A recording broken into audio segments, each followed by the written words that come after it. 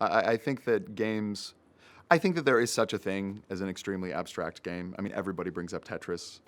But graphics, dramatic context, narrative context, representation, right? The representation of something that we recognize that's not sheer abstract formalism is something that you need to even comprehend a system. So, you could have a game that's dots moving around on a screen, and you could call it the dot game, where you make dots do things. And then you have to kind of carefully learn what the rules are and say, oh, when I bring this dot over here and move it next to that dot, some little dots come over to my dots, and then I'm able to pass the line and leave the screen. And I guess that's how this game works. Or you could just call the game shopping, right? Which then contextualizes all these things. I think that, now, again, narrative, is that even the best word for that?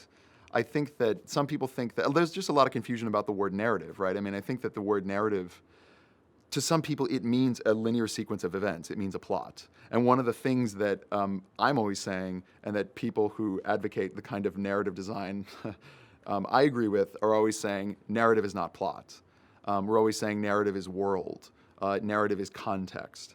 I just think that, so I do think that with very few exceptions, I mean, again, you can do like experiments in pure abstraction, but in general, game systems need contexts for you to comprehend them. And even if the goal is not to have a dramatic narrative experience, they need context for you even to play them.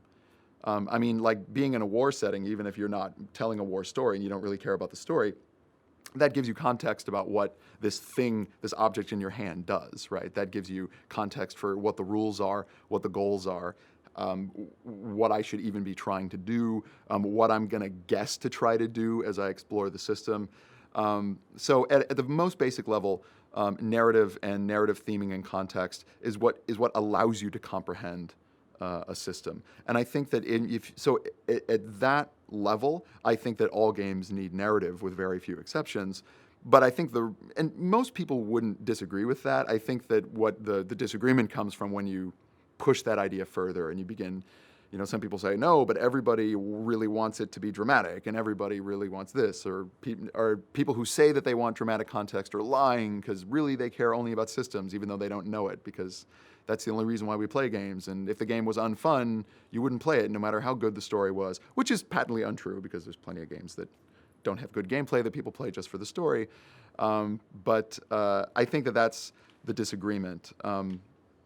And I do think it's hard to meld mechanics with narrative. I do think that it's hard for me, again, because I'm a narrative designer, to truly separate them. I feel like my job is to make them seem inseparable. So in a way, it's a hard question for me to answer because I've devoted all my thinking to erasing that distinction in my own imagination.